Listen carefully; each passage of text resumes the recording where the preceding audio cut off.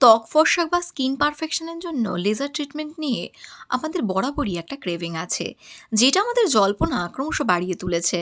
Actually কী হয়, laser ট্রিটমেন্টের মাধ্যমে শরীরের অবাঞ্ছিত লোম তোলা, স্কিনকে টাইটনিং ব্রাইটনিং করা, এছাড়া ব্রণ অ্যাকনে কমানো ইত্যাদি করা পসিবল। সাথে স্কিন টোনও লাইট করা যায়।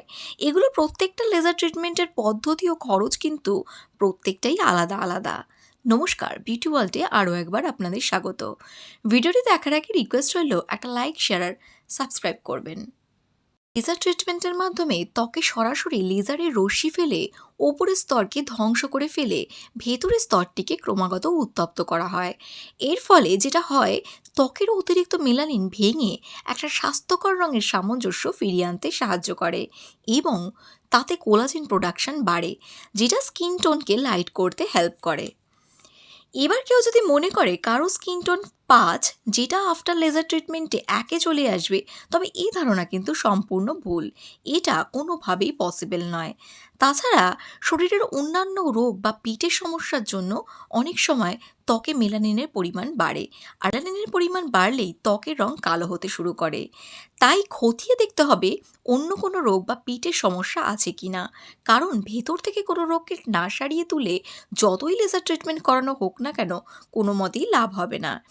তাই লেজার ট্রিটমেন্টের প্রভাবে স্কিন টোন ম্যাক্সিমাম 2 টোন পর্যন্ত লাইট করা পসিবল। লেজার ট্রিটমেন্টের প্রভাবে স্কিন টোন লাইট করা পসিবল।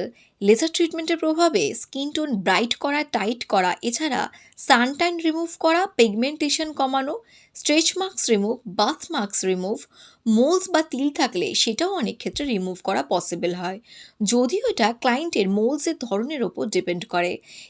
লেজার ট্রিটমেন্টের প্রভাবে long term skin tone light কিন্তু কোনোভাবেই পসিবল নয়। স্কিন টোন লাইট পসিবল, কিন্তু সেটা একটা সার্টেন পিরিয়ডের জন্য। এবার কেউ বলতেই পারে যে সেলিব্রিটিসদের কিভাবে পসিবল। একটা কথা আমাদের মাথায় রাখতে হবে যে ফার্স্ট অফ অল, সেলিব্রিটিসরা যেহেতু ক্যামেরা ফোকাসটাই ওদের একমাত্র লক্ষ্য, তার জন্য তারা কিন্তু স্কিন লাইটনিংয়ের জন্য লেজার ট্রিটমেন্টের একটা রেগুলার ট্রিটমেন্ট মেনটেন করে।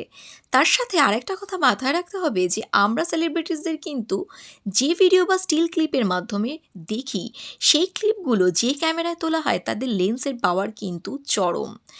দ্যাট মিন্স অত্যাধুনিক প্রযুক্তির ব্যবহার করা হচ্ছে।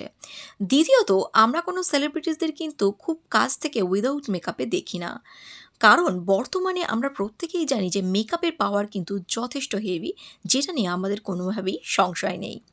এবার আসি বলিউড অ্যাক্ট্রেস শিল্পা শেট্টি বা কাজলকে নিয়ে যে জল্পনা আমাদের মধ্যে আছে। তাদের কিন্তু উইদাউট মেকআপে স্কিন টোন কিন্তু বিশাল কিছু ধবধবে ফেয়ার নয়। তাহলে লেজার ট্রিটমেন্ট নিয়ে মিথটা আশা করি কেটেছে। এবার আসি লেজার ট্রিটমেন্টের কস্টিংয়ে। ত্বক ফর্সার জন্য লেজার ট্রিটমেন্টের 5 থেকে 6টা সিটিং দেওয়া হয়। প্রত্যেকটা সিটিংয়ে ত্বকের টাইপ অনুযায়ী খরচ পড়ে কমপক্ষে 30 থেকে 50 হাজার ভারতীয় টাকায়। লেজার ট্রিটমেন্ট করাতে গেলে সবার আগে রেপুটেটেড কোনো জায়গা থেকে করানো আবশ্যক।